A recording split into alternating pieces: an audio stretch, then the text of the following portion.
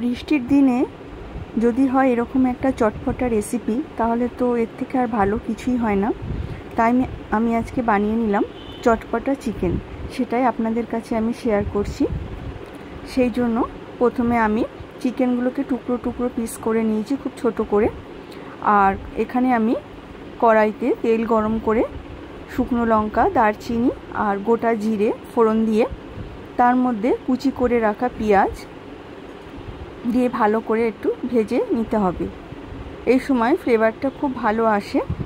আর আমি এখানে যেহেতু একটু কম পরিমাণে চিকেন করছি, সেই জন্য আমি এখানে পেঁয়াজ কুচিটাও কমই দিয়েছি। আপনারা যে যেমন পরিমাণ চিকেন নেবেন সেই অনুযায়ী এটা অ্যাডজাস্ট করে নেবেন।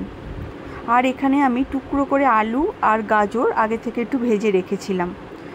এটা দেখাইনি কারণ ভিডিওটা অনেক লং হবে। আর আমি এখানে চিকেনও মশলা মাখিয়ে রেখেছিলাম, একটু লঙ্কা গুঁড়ো, হলুদ, জিরে গুঁড়ো, আদা রসুন বাটা, অল্প একটু নুন আর একটু তেল দিয়ে চিকেনটা আমি মাখিয়ে রেখেছিলাম প্রায় আধ ঘন্টা মতন। এখানে পেঁয়াজটা বেশ ভাজা ভাজা হয়ে গেছে। আর আমি এর মধ্যে দিয়ে দিয়েছি রসুন থেতো করে। আমি এখানে রসুন বাটা দিইনি, রসুনটা থেতো করে ব্যবহার করেছি। আর দেখুন এখানে আদাও আমি একটু গ্রেট করে দিয়ে দিলাম। এই চিকেন রান্নাটা একদমই অন্যরকম, খুবই ইজি, কিন্তু খেতে খুব চটপটা একটা টেস্ট। দেখুন এটা একটু নাড়াচাড়া করে কাঁচা গন্ধ কেটে গেলে এর মধ্যে আমি এই যে চিকেনটা মশলা মাখিয়ে রেখেছিলাম, আমি এখানে সেটা দিয়ে এর সাথে একটু ভাজা ভাজা করে নেব, যাতে চিকেনের কাঁচা গন্ধটা না থাকে। এর মধ্যে আমি একটু কয়েক দানা চিনি ছড়িয়ে দিয়েছি, কালারটা বা টেস্ট দুটোই ভালো হবে। আর এর মধ্যে আমি দিয়ে দিলাম ধনেপাতা কুচি পরিমাণ মতন, দিয়ে আবার আমি একটু নাড়াচাড়া করে নেব। ভালো করে মশলার সাথে চিকেনটা মিশিয়ে একটু ফ্রাই করে নেব। দেখুন অনেকটা কালারটা চেঞ্জ হয়ে গেছে।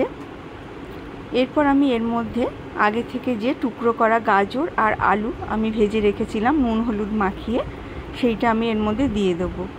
ভাজার সময় আলু বেশ খানিকটা সিদ্ধ হয়ে গেছে। এই রান্নাটা একটা বাচ্চাদের জন্য খুবই ভালো। এর মধ্যে চাইলে আপনারা আরও সবজি অ্যাড করতে পারেন, বিনস বা ক্যাপসিকাম বা আরও যে কোনো সবজি। আমি এখানে গাজরই দিয়েছি, গাজর আর আলুটাই। অনেক বাচ্চারা স্টু খেতে চায় না, সেক্ষেত্রে এরকম সবজি দিয়ে চটপটা চিকেন খুব ঝটপট করে বানিয়ে নেওয়া যায়। এবার সেটা দিয়ে নাড়াচাড়া করে আমি এর মধ্যে দিয়ে দিলাম পরিমাণ মতন হলুদ গুঁড়ো, দিয়ে আবার একটু নেড়ে চেড়ে দিচ্ছি। তারপরে এর মধ্যে আমি দিয়ে দেবো চিড়ে রাখা কাঁচা লঙ্কা গোটা, আমি এটা দিয়েছি, আপনারা চাইলে কুচি করেও দিতে পারেন। আর আমি এর মধ্যে দেব কিষান টমেটো সস। আপনারা চাইলে টমেটো কুচি করে কেটেও দিতে পারেন, আমার কাছে টমেটো এই সময় ছিল না, তাই আমি টমেটো সসটাই ব্যবহার করেছি। দিয়ে আবার একটু নাড়াচাড়া আমি করে নেব। খুব সুন্দর একটা ফ্লেভার আসছে আর দেখতেও খুব ভালো লাগছে। খুব তাড়াতাড়ি এই রান্নাটা হয়, খুব তাড়াতাড়ি দিনে বা আমাদের অনেক সময় কোথাও বেরোতে হয়, সেক্ষেত্রে 10 মিনিটে এই চিকেন রেসিপিটা হয়ে যাবে। আর আমি এখানে এবার দিয়ে দিলাম আগে থেকে গরম করে রাখা জল। অল্পই দিয়েছি, কেননা কষাতে কষাতে চিকেনও 80% কুকড হয়ে গেছে। আর আলুটাও যখন ভেজেছিলাম আমার 80-85% কুকড হওয়াই ছিল, সেই জন্য আমি খুব অল্প পরিমাণে এখানে জল অ্যাড করেছি। করে এবার আমি এটা একটু রান্না হতে দেবো। এবার দেখুন বেশ মাখা মাখা হয়ে গেছে এবং তেলও ছেড়ে গেছে। এই রেসিপিটা একবার না বানালে বুঝতে পারবেন না, এত ভালো রেসিপি একটা।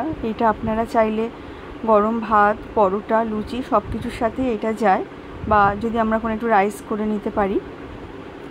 এরপর হয়ে যাবার পর দেখুন তেল ছেড়ে দিয়েছে। তারপর এর ওপর আমি আবার একটু ধনেপাতা কুচি ছড়িয়ে এটার সাথে একটু মিশিয়ে নেব, এটাতে টেস্টটা আরও বাড়িয়ে দেয়।